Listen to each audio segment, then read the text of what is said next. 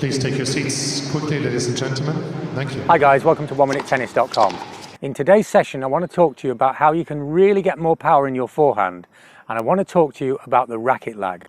So today, I'd like to clarify what the racket lag is, why it could be super useful in your game, and the two different types of racket lags that are used by the pro players, what the differences are, and how they affect the stroke. Now, the racket lag itself is fairly simple. It's that when we take the racket forwards, we go into our normal take-back position, and then it's almost a second phase of the take-back, whereas the hand goes forward, the racket goes back. See, the hand goes forwards and the racket goes back. Now, this will only work if it's a byproduct of the forward movement of the hand, and that means that the wrist has to allow the racket to lag. It's got to be loose. So if I make the racket lag with the wrist tight, it's just contrived, and I don't get more speed, I get less. But if I have my wrist truly relaxed and loose, then now the hand goes forwards and the racket goes back. I didn't put the racket back, the racket went back. Now, to get that loose wrist, the feel of it, I suggest a couple of things. The first one is, imagine you're simply waving goodbye to somebody, okay? And I've got a loose wrist. Or maybe you trap your wrist in a door or something. So, ow, that hurt. And I've got a loose wrist. You want that loose feeling, and then get hold of the racket and just pull the racket forwards, and you'll see that the racket lag occurs. But now, there are two forms of racket lag on the Pro Tour. There's a closed racket lag and a neutral racket lag. I suppose in theory you could have an open racket lag, but if you do that, then you won't do it very often because the balls will be launched over the fence. So let's look at the difference between the two racket lags. The first one, the closed one, at the end of the first phase of the take-back, the face of the racket that's going to hit the ball will be facing the ground already. So I'm in this position and I'm facing the ground. For the neutral racket lag, then the face of the racket that's going to hit the ball will be more or less in a 45-degree angle. It won't be neutral yet, it'll be in a 45-degree angle. And then, from this position here, I'll simply drop the racket and pull forwards.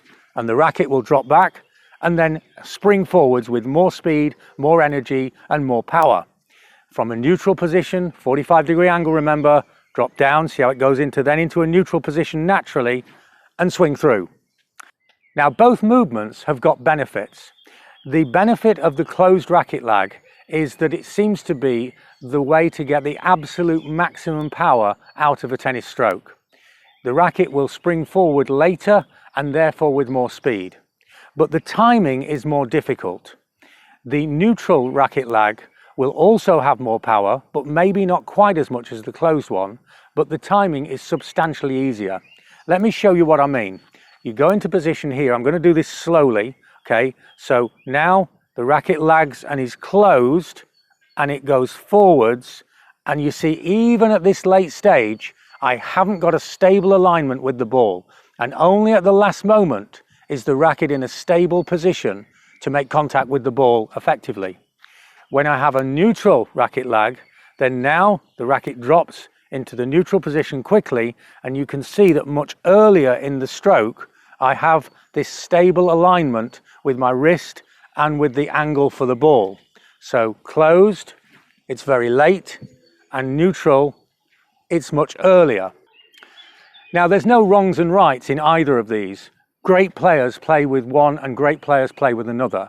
I suggest that you play with them and try different speeds of balls, because they're all okay when the ball is slow.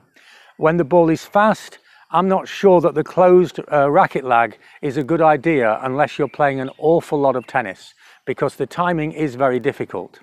At the pro level, most of the ATP Tour players do play with a closed racket lag.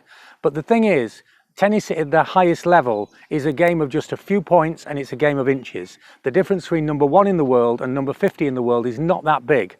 And so an extra 2 or 3 miles per hour really can make a difference. At recreational level, very often, as long as there's a certain amount of racket speed and spin, then consistency and accuracy is more important. And the closed racket lag can mean that you gain a few miles per hour, but you really lose consistency. The neutral racket lag means that you gain a few miles per hour, maybe 1 or 2 less, but you keep your consistency and accuracy. So play with this, let me know how it works for you or for your players. You know I love your feedback, and this is a great way of adding speed and power to your tennis, and it doesn't take any more effort. It doesn't take the same effort. Once you actually master this, it's actually an easier motion. It's almost effortless, the racket swings itself. If you want to practice this or any other of our ideas, have a look at our partners playyourcourt.com. They send professional tennis coaches direct to your area and direct to your local courts. It's a great service, and the information to their membership is in the comment section below. There's a 50% discount off their membership right now. And maybe I can help you more with your game. If you're at a roadblock, if you're just not reaching the level you want, have a look at what online coaching can do for you. The information's in the website below. We're helping players of all levels, all ages, and all over the world. I hope you enjoyed today's session, and remember, closed or neutral, the racket lag will really energize your forehand. See you next time for more unique tennis lessons that really work.